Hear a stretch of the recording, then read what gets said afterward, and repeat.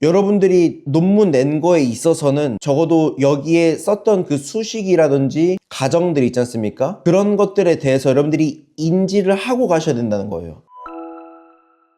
연구직 전공 면접에 대해서 한번 보도록 하겠습니다. 첫 번째, 유사 연구들과 비교했을 때 당신의 연구의 기술적 차별점은 무엇인지. 두 번째, 본인이 연구한 이론 및 모델을 실제 산업 현장에 적용한다면 가장 먼저 발생할 리스크는 무엇이고 어떻게 보완하겠냐라는 그런 질문이고요. 연구의 핵심 가정 중 하나가 깨진다라고 한다면 그 결과가 어떻게 달라지는지. 네 번째, 본인 연구를 과제 수준으로 끌어올린다면 본 연구를 어떻게 세부 과제로 나눌 것인지 라고 물어봤습니다. 전체 그림에 대해서 다 보면은 유사 연구들과 비교했을 때 당신 연구의 기술적 차별점, 이걸 통해서 레퍼런스, 사전에 연구했었던 것들이 있지 않습니까? 유사 연구들을 참고해서 어떻게 더 기술적인 걸 뽑아낼 수 있을지 없을지, 그런 거에 대한 역량이 있는지 없는지를 확인하는 그런 겁니다. 선진 연구라고도 표현을 하죠. 앞서 연구했던 것들에 대해서 어떤 부분을 차별점을 가질 수 있을지니까 이 부분도 여러분들 챙기시면 좋을 것 같습니다. 여러분들 현재 연구하고 있는 분야 있잖아요. 연구하고 있는 분야에서 대표적인 저널이나 아니면은 논문에 대한 네임을 그대로 가지고 오셔도 되고, 분야 주제, 요즘 핵심 주제 있죠. 그런 거에 대해서 여러분들이 말씀을 하시고, 이거는 과거 사례인 거니까 과거 사례 위주로 말씀해 주시면 됩니다. 이게 지금 지원하는 직무랑 연관이 있으면 좋은데 크게 없어도 상관없는 그런 문항으로 저는 보여요. 그렇기 때문에 여러분들이 연구하셨던 그 분야, 이게 직무랑 맞지 않더라도 일단은 가지고 오셔라,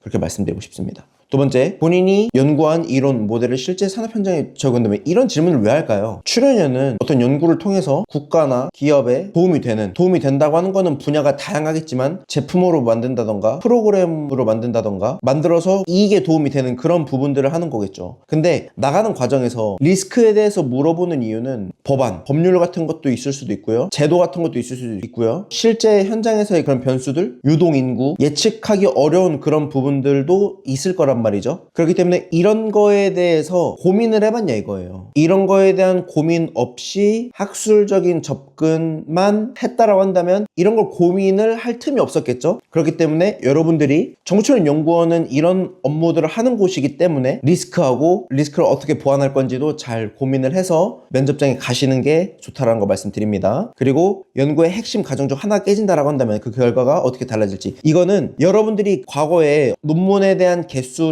여러분들이 작성하신 게 있을 거예요. 그런 것들에 대해서 진짜 이 사람이 수행한 게 맞는지, 그게 이제 궁금한 거거든요. 그래서 여러분들이 논문 낸 거에 있어서는 적어도 여기에 썼던 그 수식이라든지 가정들 있지 않습니까? 그런 것들에 대해서 여러분들이 인지를 하고 가셔야 된다는 거예요. 왜냐면 이쪽 분야 전공자들, 현직자분들이 들어오시거든요. 전공 면접이라고 하는 게 이쪽 분야 현직자분들이 오셔가지고 물어보는 거기 때문에 이거에 대해서 여러분들이 인지를 하고 가셔야 된다는 겁니다. 근데 그 인지를 할 때 연구의 핵심 과정이니까 여러분들이 과거에 썼던 연구에 대해서 물어볼 거니까 보통은 PT 면접을 할 때 PT 안에 있는 거에 대해서는 100% 알고 계셔야 되고요. 논문 쓰신 거에 대해서도 수치적으로는 제가 말씀드리기 조금 애매한 부분이 있죠. 그래도 100%에 가깝도록 여기에 있었던 내용들을 여러분들이 그래도 한 번쯤은 읽어보시고, 내가 설명 못할, 눈으로 봤을 때 이해되는 거 말고 내가 내 입으로 설명할 수 있을 정도의 레벨이 된 상태로 가셔야 된다는 거예요. 그래야 본 면접 전형에서 스무스하게 넘어갈 수 있을 거라고 생각이 됩니다. 본인의 연구를 과제 수준으로 끌어올린다라고 한다면 해당 부분을 어떻게 나눌 건지. 연구는 보통 여러분들이 전체 틈이 있으면은 이 중에 일부를 따가지고 학위 논문으로 썼거나 그럴 겁니다. 이게 연구 과제라고 한다면. 자, 근데 학위 논문으로 쓴 이 주제 또는 여기 있는 어떤 인사이트 있는 이런 거에 대해서 다시 이거를 연구 과제 형태로 만들 수가 있겠죠. 지금 이거에 대해서 물어보는 거거든요.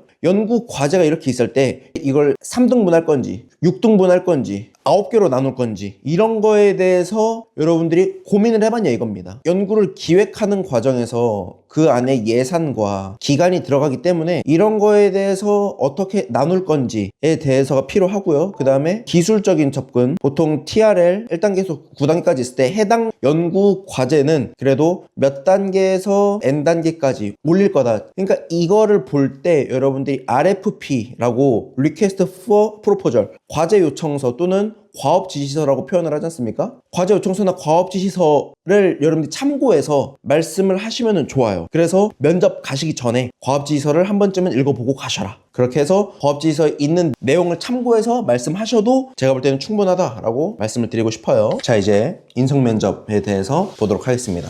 연구직으로서 본인의 강점 한 가지와 약점 한 개, 그리고 약점을 관리하는 방법에 대해서 물어볼 것 같고요. 연구가 막혔을 때라고 하는 거는 데이터가 안 나오는 경우도 있고, 실험에 실험값이 잘 안 나오는 경우도 있고, 기타 외에도 많이 있겠죠. 시간이 부족한 경우도 있고, 갑자기 사람이 그만두는 경우도 있고, 갑자기 팀원이 아파서 인원의 공백이 났던 경우도 있고, 이럴 때 당신의 문제 해결 루틴에 대해서 알려달라고 하고, 협업 과정에서 의견이 충돌했을 때 설득이나 조정은 어떻게 했고 그 결과는 어땠는지, 그리고 한국기계연구원에서 1차에서 2차에서 어떤 역할로 팀에 기여할 거고 3에서 5차년도에는 무엇을 성과로 남기고 싶은지에 대해서 물어봤습니다. 연구직으로서 본인의 강점 한 가지와 약점 한 가지 얘기할 때 강점에 대해서 말할 때도 실제 사례가 필요하고요. 약점에 대해서도 실제 사례가 필요합니다. 강점 같은 약점 또는 약점 같은 강점, 이게 어렵다라는 거죠. 왜냐면은 강점은 강점대로 가셔야 돼요. 약점은 약점대로 가셔야 됩니다. 그러니까 이게 듣는 사람도 여러분들을 살면서 처음 보는 분들이 그런 분들이라고 항상 인지가 되고 가셔야 되는 거예요. 이게 이렇다라고 할 때 강점은 강점대로 가셔야죠. 약점은 약점대로 가고, 강점이든 약점이든 우리가 살면서 계속 따라오는 거기 때문에 약점 없는 사람은 없고 단점 없는 사람은 없는 거죠. 그렇기 때문에 이런 약점에 대해서 관리하는 방법까지 우리가 알려줘야 된다라고 하는 거 인지하시고, 강점 같은 약점, 약점 같은 강점은 하면 안 된다. 강점은 강점대로 가셔라. 약점은 약점대로 가셔라. 이렇게 말씀드리고 싶습니다. 연구가 막혔을 때 당신의 문제 해결 루틴에 대해서 물어보는데 아주 현실적인 거죠. 이건 정답은 없습니다. 여러분들만의 방법대로 하시되 이 얘기를 들었을 때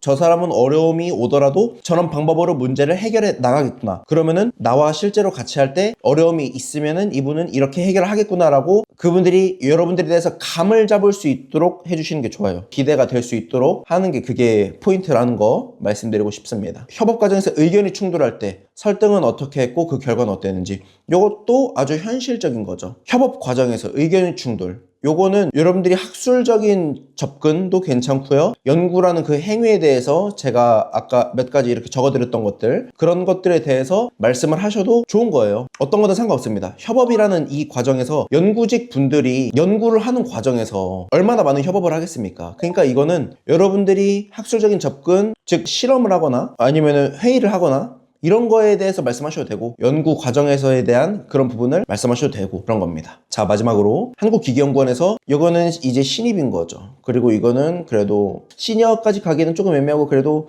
준신입이라고 해야 될까요? 시니어까지는 아니고 완전 신입은 아니고 그래도 어느 정도 어떻게 굴러가는지는 알고 있는 그런 겁니다. 이렇게 할 때 각각 어떻게 기여할 건지에 대해서 물어본 건데, 이때는 무조건 배우는 거죠. 배우고 이제 어떻게 과제 흐름을 잡고 들어가는 거니까, 여기서는 내가 석사 학위자든 박사 학위자든 내 사수 있죠. 사수 박사님이 그 위로 더 올라갈 때 내가 이 사수에 가려고 노력하는 그런 부분을 얘기해 주신 게 그게 메인인 겁니다. 배우고 흐름을 잡는 건데 이게 큰 맥락에서 연구인 거고, 이 연구는 지금 현재 그 랩실에서 하고 있는 그런 거에 대해서 하는 겁니다. 자, 그리고 3에서 5차년도는 이제 실제로 여러분들이 과제에 대해서 수행을 할 줄 알아야 된다는 거죠. 그래서 예산이나 연구 달성률 있죠? 테크니컬적으로 연구에 대한 달성률, 예산에 대한 집행률, 이런 부분을 여러분들 언급해 주시면서 성과로 남기겠다라고 해주시면 좋을 것 같습니다. 한국기계연구원에 대해서 알아봤습니다. 기계연구원 외에도 여러분들이 분석이 필요한, 그리고 알고 싶은 출연연이나 과학기술 관련된 공공기관이 있으시면 하단에 댓글로 남겨주셔야 되고, 오픈 채팅방에 들어오셔서 문의 주셔야 되겠습니다. 오늘도 좋은 하루 보내시길 바랍니다. 감사합니다.